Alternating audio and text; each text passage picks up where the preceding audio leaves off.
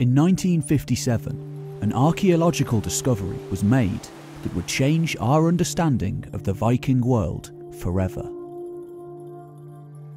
Just to the north of the Viking Age capital of Denmark, Roskilde, within the long fjord that stretches out from the suburbs of modern-day Copenhagen to the Straits of Kattegat to the north, a group of sports divers came face to face with not one, but 5 mostly intact longboats from that long-gone-by time, dating from 1,000 years before.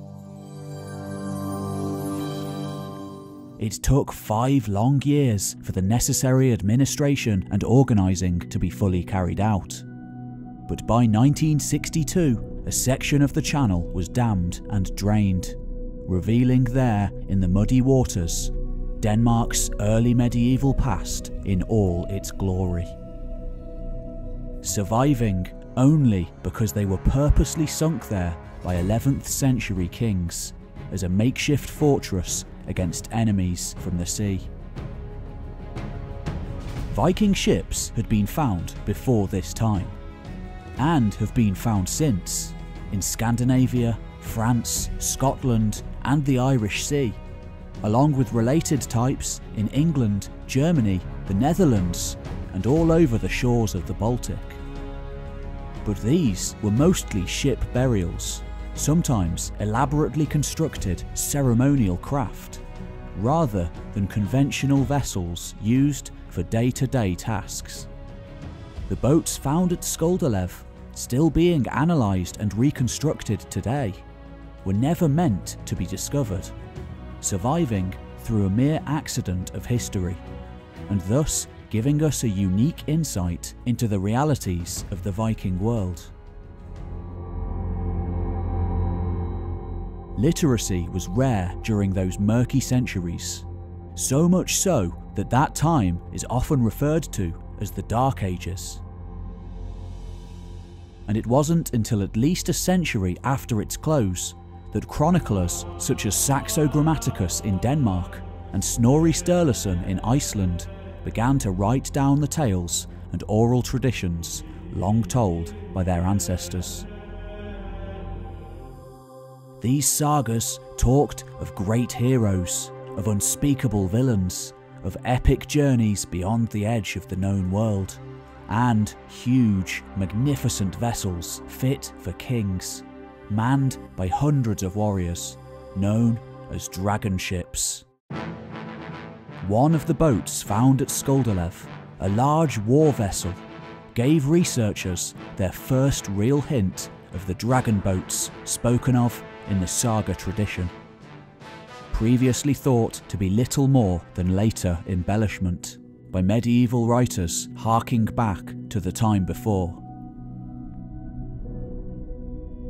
At nearly 30 metres in length, this is an impressive craft, though not quite a dragon, as defined by the sagas anyway. A fleet of ships like this, led by a dragon, would have been an impressive sight. Yet still, many thought of dragon boats as a fantasy.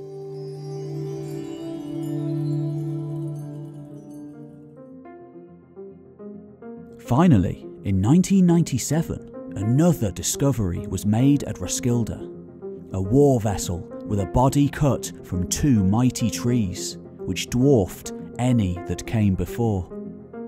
At 37 metres in length, the Roskilde 6 had been built to awe opponents into submission as much as to carry its crew of close to 100 men into battle. Dating to around 1025, the boat may once have been owned by King Canute, or his great rival Olaf Haraldsson, King of Norway.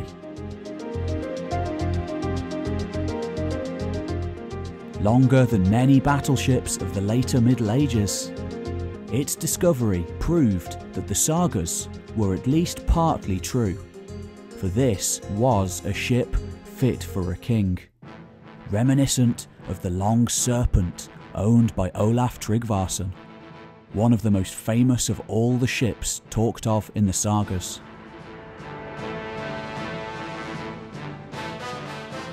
though the Norwegian king Harald Finehair may have had some sort of an early dragon boat, as hinted at by Snorri Sturluson, crews of the 9th century seem to have consisted of 50 or 75 men at most. By the 11th century, times had changed. Warships might have carried upwards of 200, each one a small army in its own right. As we shall see, these highly valued boats had names and their own stories behind them, a symbol of royal prowess at the height of the Viking Age. For 100 years and more, from the late 900s, many would be the sea battle engaged in by these boats. Of all the eras of the Viking Age, due to a slightly increased literacy by this time, this is the era we know the most about. An era of warring kings and Viking empires. The age of the Dragonships.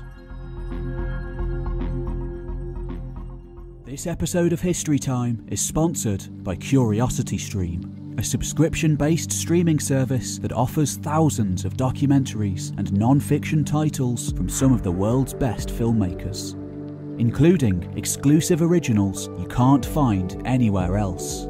The world's first streaming service dedicated entirely to learning, with categories including history, science, nature, technology, society, and lifestyle. Just like other streaming services, you can watch CuriosityStream on all of your devices. And best of all, you can get access to all of it for just $2.99 a month, with your first 30 days completely free of charge if you sign up using my link. There's so much to watch on this service that I've honestly been spoiled for choice.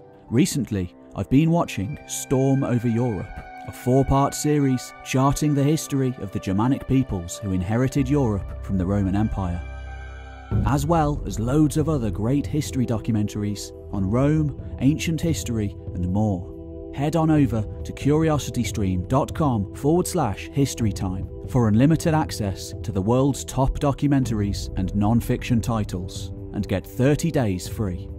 There are links to everything in the description below. Now, back to the post-Roman twilight.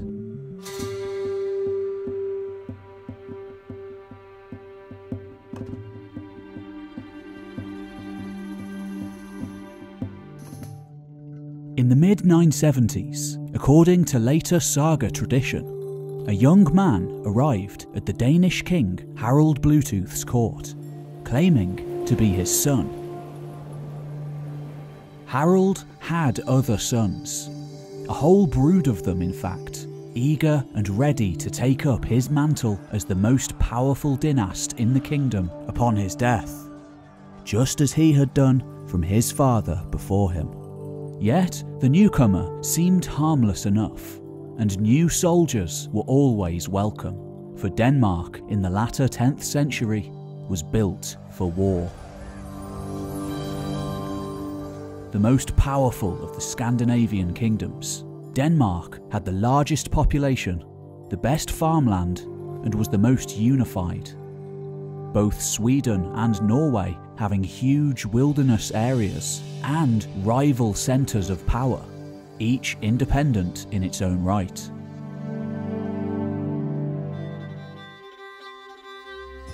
The boy's mother had allegedly been a servant girl, and whilst no particular stigma was attached to illegitimate children in Viking Age Denmark, he was still at a marked disadvantage by not having a second family to call on support from. Yet, nevertheless, in time, he would prove himself a capable and useful young man to have around, for he was Sven Forkbeard, and his father's dynasty, having made themselves masters of Denmark and even neighbouring parts of the Scandinavian world, had many enemies.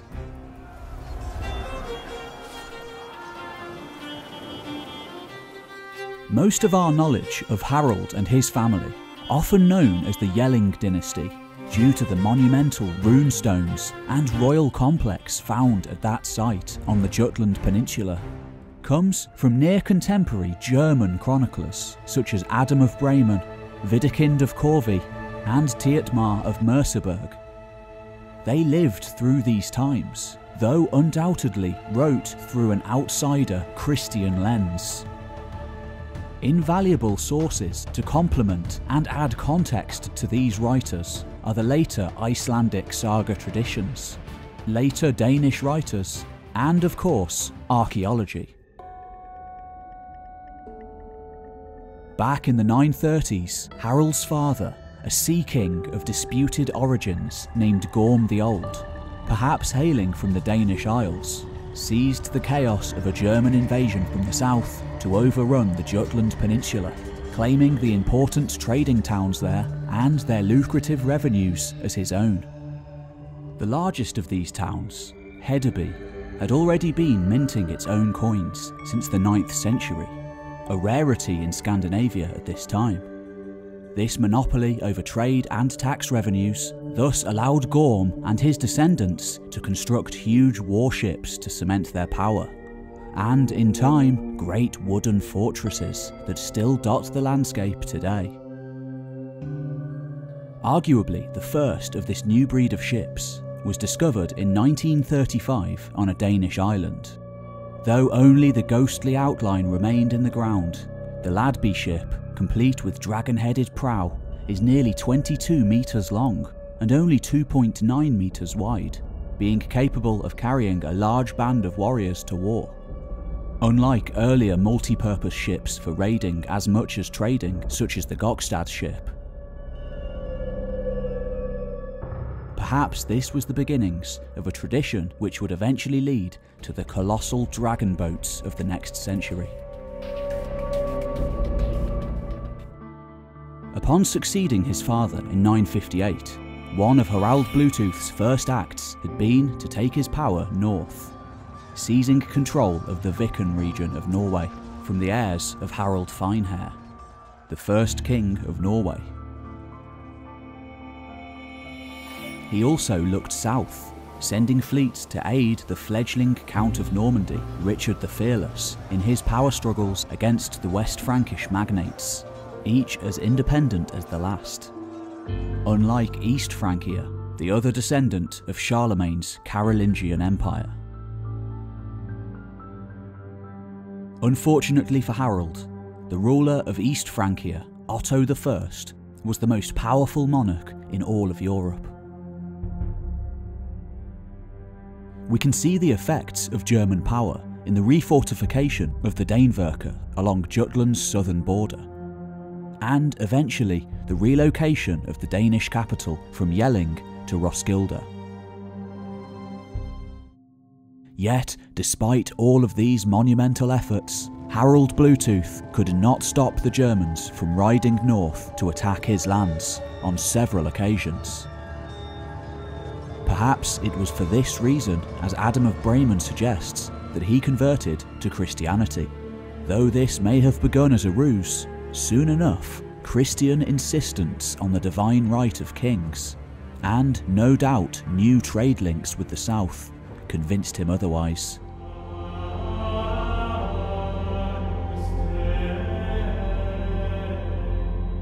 Eventually even going so far as to dig up his father and reinter his remains in a Christian burial. By 970, Bluetooth's influence extended yet further when Hakon, son of the murdered Jarl of Lade, Sigurd, killed in a hall burning 8 years earlier, returned to claim his birthright, the far northern Norwegian province of Lade, in return for his support in overthrowing Harald Greycloak, Bluetooth's former ally. The last surviving son of Erik Bloodaxe and the murderer of Hakon's father. Southern Norway was ceded to Denmark.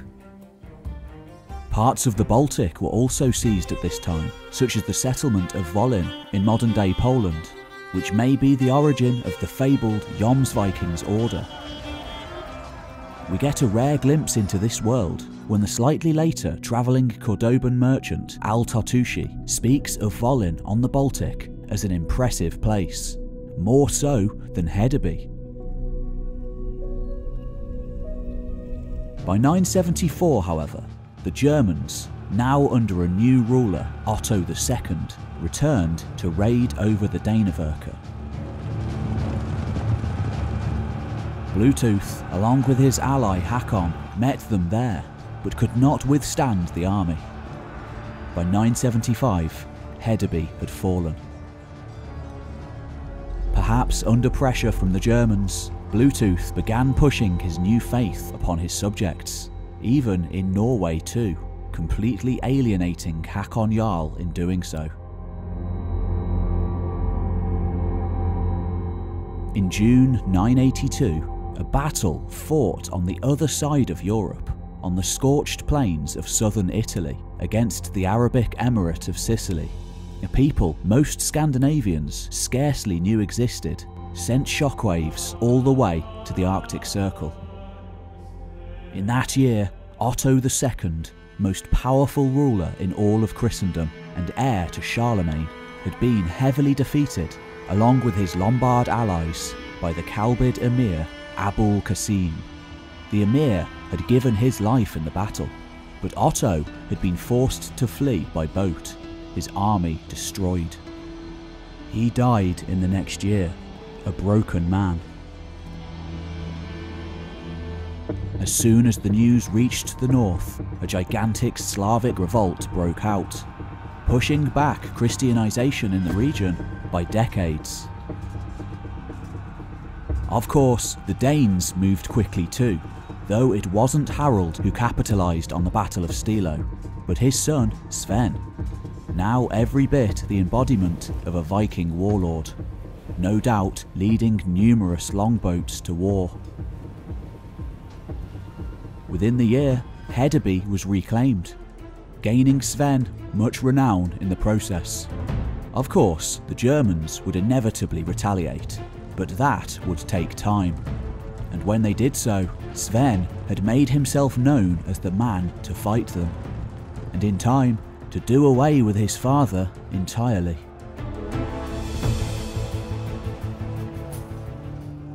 Much of what we know about Svein Forkbeard comes from the 13th century saga of Olaf Haraldsson, written by Snorri Sturluson.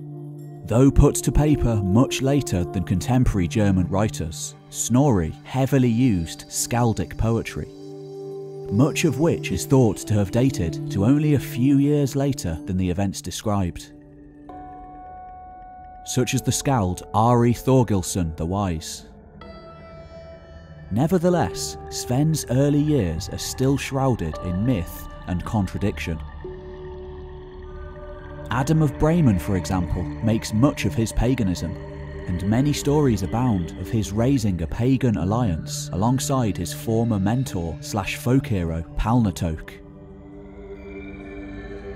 Though archaeology suggests a different story, Sven probably being as much a Christian as his father, quickly realising its political necessity.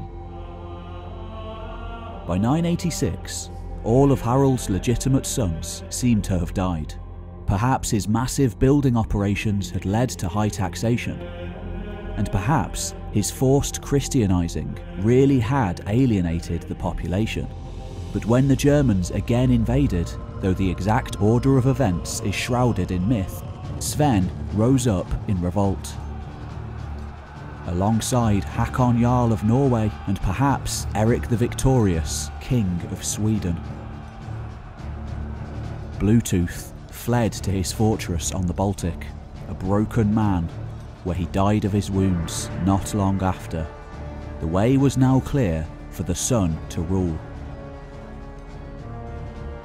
Though he now had the issue of two powerful overbearing neighbours in the form of Hakon Jarl and Erik the Victorious.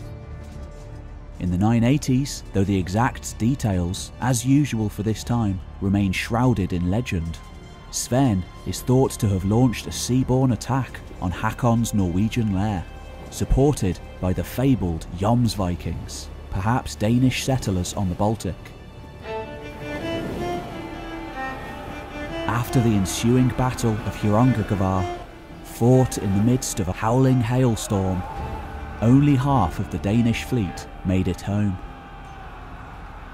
A little later, perhaps in around 990 if the Saga traditions are to be believed, it was Sven's turn to weather a Viking invasion of his own. Erik the Victorious, the first historically verifiable king of the Swedes, was on the warpath. Ruler of the people around Lake Mälaren in the north of modern-day Sweden, he'd made his name on the centuries-old battlefield against the Geats around the forested southern lakes. And now, in Denmark's weakness, he seems to have smelled an opportunity. Though the invasion was short-lived, perhaps amounting to little more than raiding, Sven, on the search for wealth, would soon engage in Viking raids of his own. We get a unique insight into the ships of this era, perhaps used in sea battles, in a site excavated in 1979 in the harbour at Old Hedeby. At the time, one of the most important trading hubs of Scandinavia. At 30 metres in length, this was undoubtedly a war vessel, and dated to around 985. It may have even been owned by Sven Forkbeard.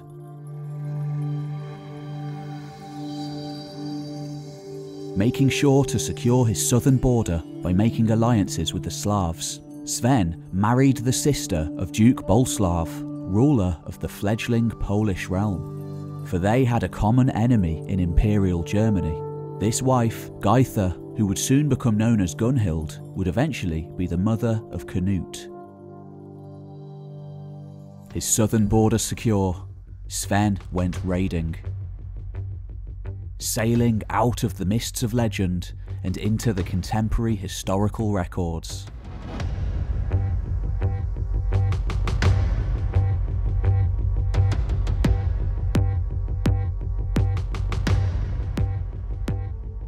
There is another story, said to have taken place at around the same time as Sven Forkbeard came to power in Denmark. This one takes place on a tiny island chain off the southwestern shores of Britain. One of the smallest inhabited chain of islands to surround those waters. At some point in the past, this may have been a single island, peopled by druids and ripe with Arthurian legend. By the 980s, after a decade of renewed Viking raids, many of its people having been carried off into slavery, hermits and holy men called it home. We know it as the Scilly Isles. By the latter 980s, according to the Saga tradition, one of those Vikings arrived at that tiny way station, along with a vast fleet of ships, larger than many national armies of that time. He was Olaf Tryggvason. Long ago he had been a prince of Norway, one of the descendants of Harald Finehair, its first king. Now he was better known simply as Crowbone, due to his penchant for pagan divination. Having lived an especially hard life as a slave in the Baltic Sea, somewhere in modern-day Estonia, before serving in the Dracena of the Rus prince Vladimir, many of whose warriors had once served the great Hakon Jarl, before finally embarking on his own career as commander of his own private army. He'd married in the Baltic and would do so again in Ireland, forging dynastic links in the process. Though England would be where he would make his fortune. And now something about the Scilly Isles intrigued Crowbone. A fervent pagan, Olaf had very much adopted the status of priest-king of his people, known for looking for futures in the bones and entrails of dead animals. Yet, nonetheless, when he met a Christian hermit on that windswept shore, the story goes that he was offered a kingdom should he convert. We don't know anything else about that hermit, and though Olaf could sense a change in the winds, he would still have to fight for his kingdom. But he was in the right place to do so.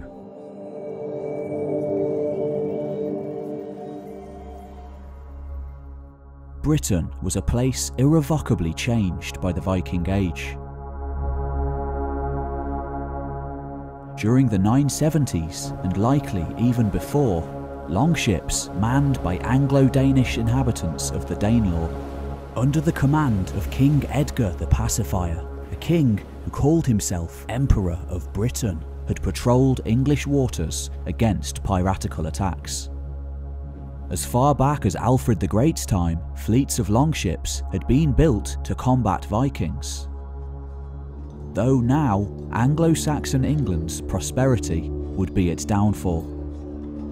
Court factionalism and a lack of new regions to conquer and thus lands to give to ambitious ealdormen led to the fragmenting of society. For the huge number of Scandinavian pirates amassing on all of its borders, this was now easy pickings.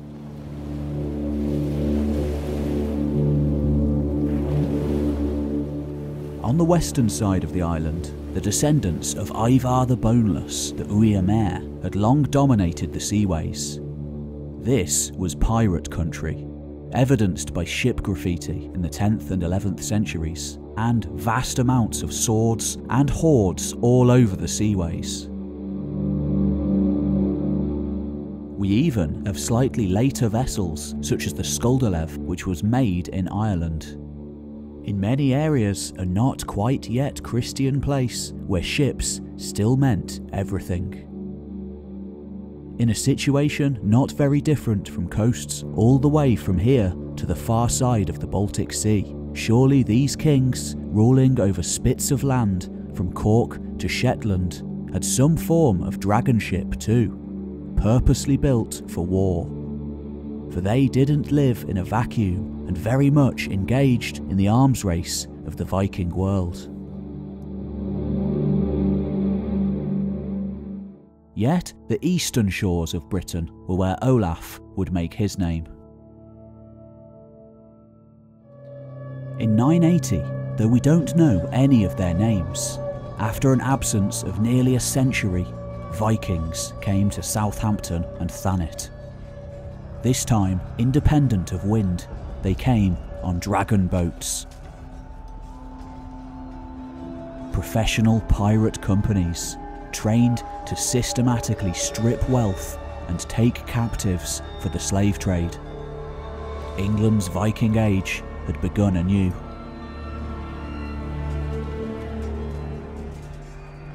The city of Southampton had first been built by the Romans as Clausentum.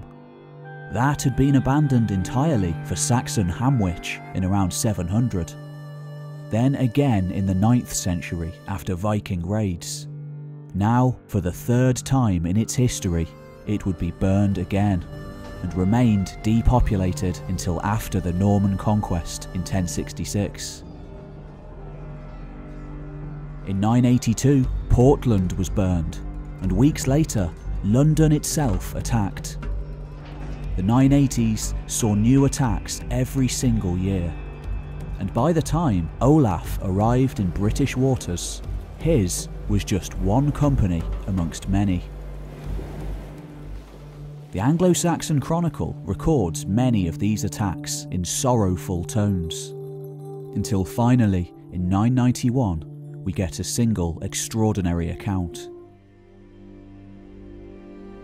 Olaf came with 93 ships to Folkestone, raided round about it, and went from there to Sandwich, and so from there to Ipswich, and overran all that land, and so to MALDON. The battle fought at MALDON, one of the most famous epic poems in Old English, was a disaster for King Ethelred and his kingdom. On that day, the Vikings, perhaps 2,000 to 5,000 men, were met by Earl Byrhtnoth. Solidifying himself in legend, by dying in battle alongside the Essex Fjord.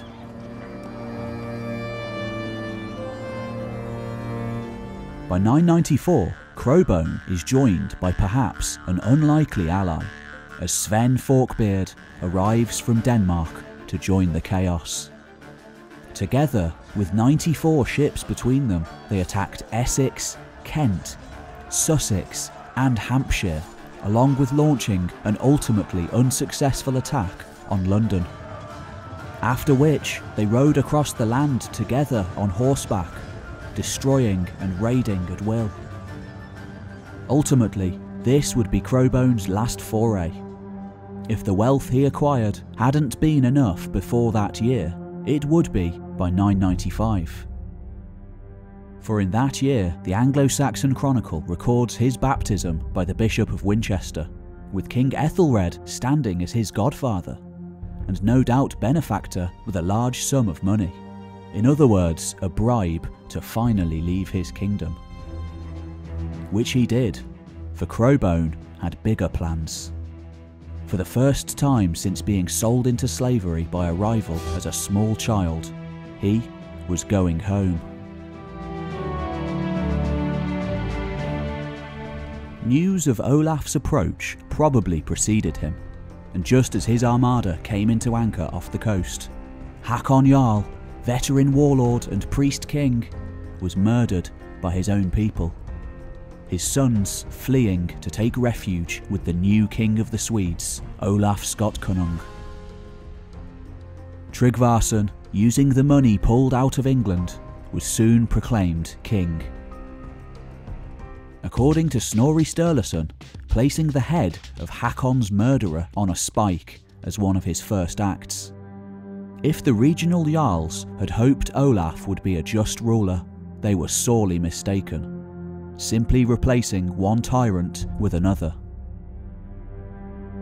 Though Crowbone professed to be a Christian now, he was Old Testament, brutally massacring scores of nobles who refused to convert, and presiding over a reign of terror that extended outwards to the Orkneys and Iceland too.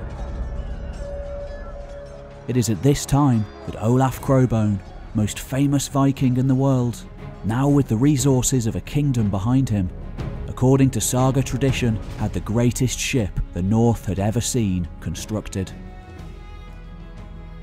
The ship was both long and broad and high-sided, and strongly timbered. The ship was a dragon, built after the one the king had captured in Halogaland. But this ship was far larger, and more carefully put together in all her parts. The king called this ship the Long Serpent, and the other the Short Serpent. The Long Serpent had 34 benches for rowers. The head and the arched tail were both gilt, and the bulwarks were as high as in sea-going ships. This ship was the best and most costly ship ever made in Norway.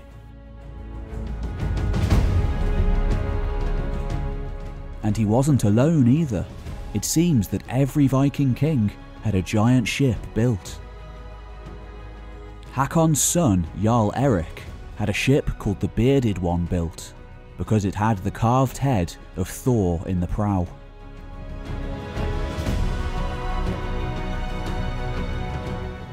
Though this head was later replaced with a cross. By the year 1000, a reckoning was on the way, and Crowbone and Forkbeard's paths would cross once more. The Ironbeard and the Long Serpent would do battle. After a confrontation in the frosted North Sea, Crowbone leapt to his death.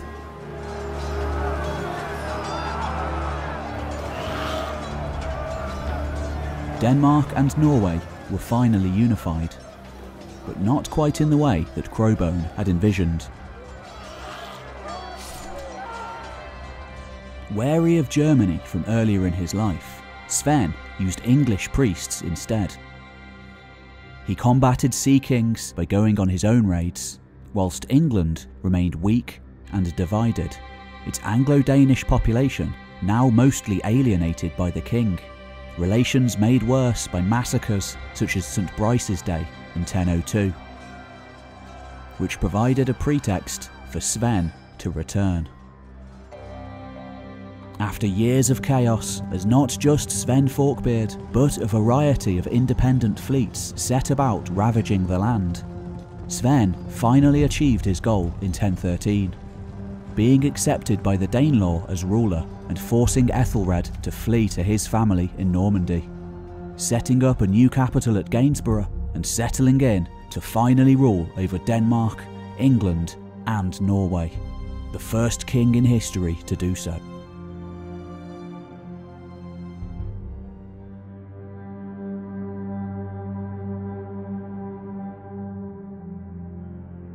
By early February 1014, dark omens yet again hung over England.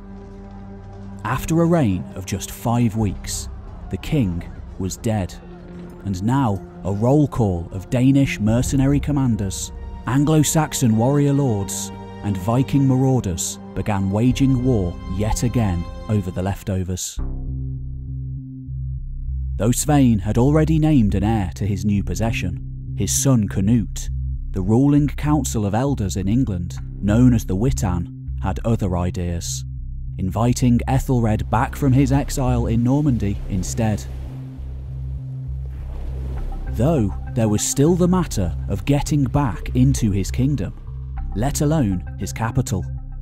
In order to do so, according to one Skaldic tradition, the king turned once again to Scandinavian mercenaries to help him reclaim his crown. Specifically, a young Norwegian named Olaf Haraldsson. But there was a problem. Danishmen loyal to Svein and now Canute still held the capital, safely hidden behind the indefatigable barrier that had halted longships there since the early 10th century, much like similar river defences built by Charlemagne and Offa centuries before, at the beginning of the Viking Age. It was a low bridge across the river. In that year of 1014, if the Saga traditions are to be believed, some sort of confrontation was fought here at London Bridge, with at least one story having Olaf pulling down London Bridge to help restore Ethelred to his kingship, perhaps the origin of the popular English nursery rhyme. The young Canute, meanwhile, his father's army hemorrhaging around him, and his brother Harold now ruling as king in Denmark, as per his father's instructions, had no choice but to leave the kingdom that, as far as he was concerned, should have been his. Vowing to return, Canute cast off not long after Ethelred was made king again, leaving his brutally disfigured hostages on a Kentish shore, scions of powerful English noble families, bereft of their hands, ears and noses. Like Olaf Crowbone before him, Olaf Haraldsson, known as the Stout, had probably only been in his teens when he'd first made a name for himself. Like Crowbone, he had the fortune of a royal pedigree, claiming descent from Harald Finehair, the first king of Norway. Yet this alone wasn't enough. He had to be a feared warrior too. If the sagas are to be believed, he'd been raiding in the Baltic since his late childhood, forced out of his homeland by the power of Denmark, as well as Machiavellian schemes by other noblemen. Earning renown for himself in the brutal cold woodland of Finnmark, fighting hostile wizards and Finnish bowmen, for reasons long since lost to us today. Like many warrior companies at the time, traversing the seas in search of fortune, Olaf and his men probably arrived in England by around 1010, offering their services as swords for hire.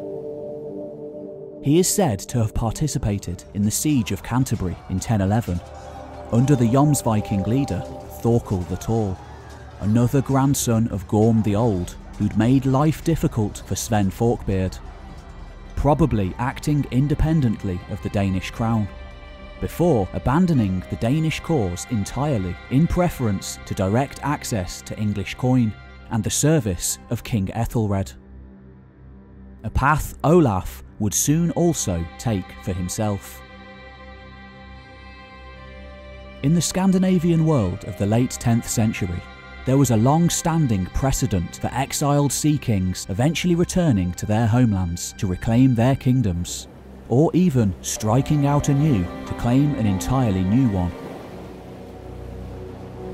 Scions of royal and noble houses had been doing this for centuries. But by the 900s, we finally get reliable contemporary accounts of their actions.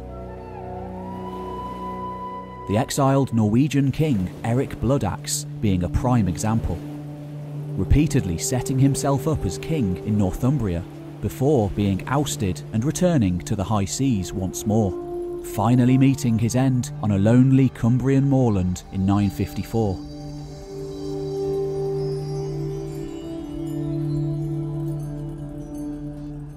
Many were the Norse-Irish kings who had done the same.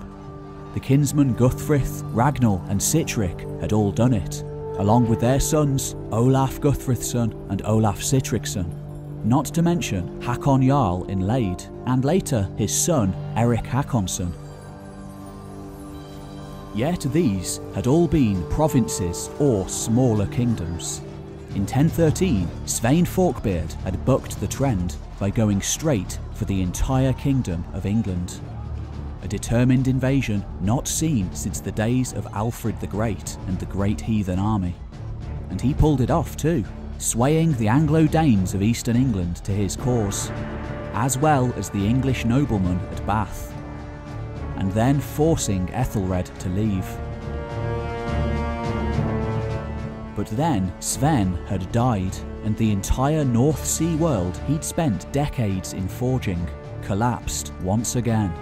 With the death of a new king came a new beginning. A perfect opportunity for Olaf to return home and restore the kingdom of his forefathers, dominated by Denmark for so long. No doubt receiving a large payment from Ethelred for his services, Olaf left England, though at first he seems to have gone south, perhaps not deeming his winnings enough to pay for his new kingdom. Perhaps heading south to raid in Iberia for a time, and according to the sagas, being baptised in Normandy along the way. Upon returning home, the Norwegian nobility had little choice to accept Olaf as their new king. Receiving the submission of the petty lords in 1015, before defeating Hakon's son Sven in 1016 at the Battle of NESJAR. The Kingdom of Norway had been born anew. Of course, as befitted a Scandinavian king, Olaf had a great dragon boat built called the Bison, with a great bull's head adorned with gold in the stem and a tail at the stern. He also had a ship built called the Carl's Head. On the bow a king's head was carved out, and he himself had carved it. This head was used long after in Norway on ships which kings steered themselves. It would be a while yet before these boats went out to war. For now, there was much work to be done at home. But what of the other Jarl of Lade, Erik? He too was busy, for a great mustering was taking place to the south. Like any good emperor, Svein Forkbeard had a number of sons, and he'd lived long enough to see at least one of them follow in his footsteps, becoming a Viking warlord. When Svein died, however, the young Canute found himself in a particularly precarious situation. He'd been promised England, whereas his brother Harald took Denmark. He couldn't afford to challenge his brother without a kingdom behind him. There was only one path for Canute to take. He'd have to reconquer the kingdom, raising the largest fleet the Viking world had ever yet seen to do so. with the real muscle provided by Thorkel the Tall and Jarl Erik Håkonsson, both veteran leaders of men with large private armies who stood to benefit immensely from a successful campaign. Even at this young age, Canute must have been an impressive figure to secure the loyalty of these men. Tietmar of Merseburg says Canute had 340 ships when he finally sailed back to England, each manned by 80 men. Perhaps an exaggeration, yet still larger than most other forces of the day. They weren't just Danes either. Norwegians, Swedes, Balts, Poles and Wends all marched in his ranks, alongside men from the Scottish Isles and Ireland. Perhaps the largest Viking army ever assembled. After yet another war, which included a spirited English fight back under Ethelred's son Edmund Ironside, this new great army conquered England entirely, carving it up between themselves, with Thorkel getting East Anglia and Eric Northumbria. Yet, from the beginning, Canute made it known that if possible he would work with the English, not against them. The time for fighting was over, even marrying Ethelred's widow Emma of Normandy. Peaceweaver of the powerful Norman dynasty ruling across the Channel, also descended from Scandinavians. And forging alliances with English dynasts such as Godwin of Wessex and Leofwine of Mercia. Emma's alienated sons by Ethelred, meanwhile, Edward and Alfred, entered their own lengthy exiles at the Norman court, spending most of their lives there. We will hear from Edward again. In 1018, further good news came for Canute as his brother Harold conveniently died, allowing Canute to take the Danish throne as well. Yet it wasn't just England and Denmark that would come under Canute's sway. The Irish Sea and Scottish Islands had been tinged with Norsemen for centuries, having long forged unique Norse-Gael identities in Ireland, the Isle of Man and even Strathclyde. Royal burials are found all over this region, many of them interred in boats, suggesting long-held pagan beliefs here. Grave goods and hoards show items from all over continental Europe, including silver from as far away as Central Asia, and expensive state-of-the-art Frankish swords, worth considerably more than most traders would make in their entire lives. Even places we don't usually think of as Scandinavian, such as Galloway, had adapted and changed by this point, even utilising their own longships. In time, evidence suggests the majority of these power brokers came to accept Canute as some sort of an overlord. No Scandinavian ruler before or after would achieve such a feat, and it was probably on dragon-headed boats such as the Roskilde 6 that he achieved it.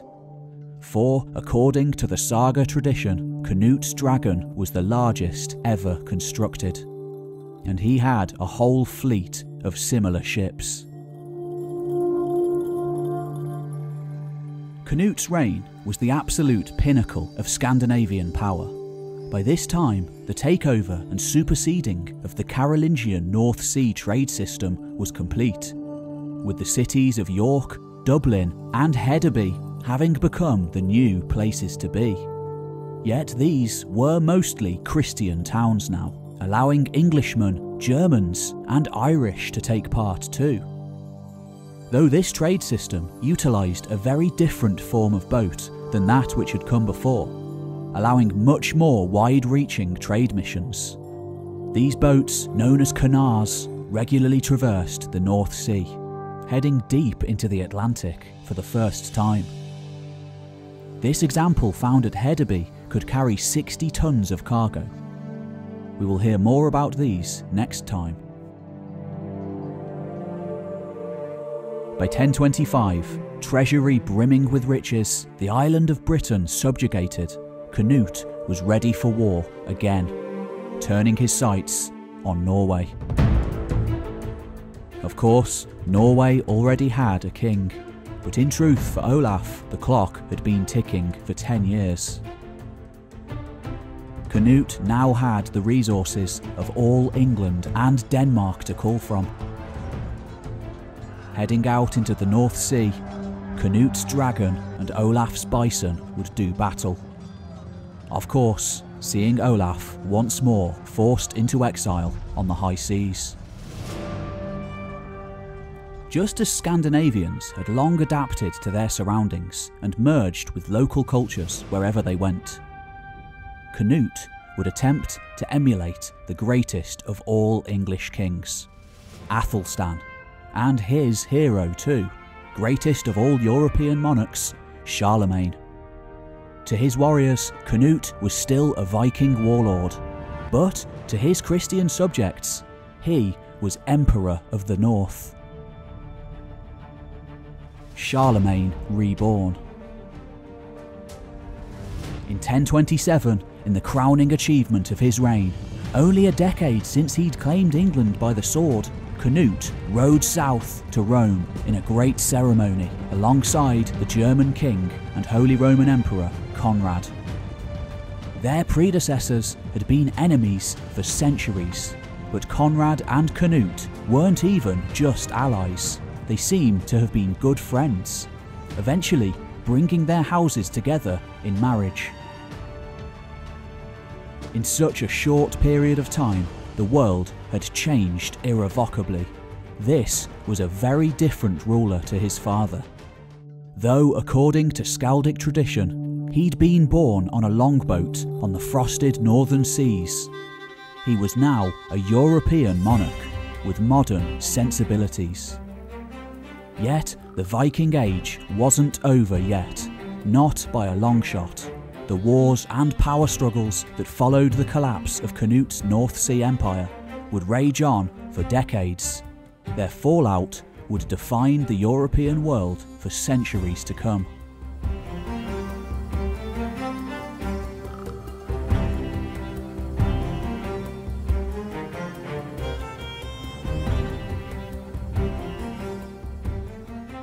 Hello, and thank you for watching. History Time is a one-man team, run by me, Pete Kelly.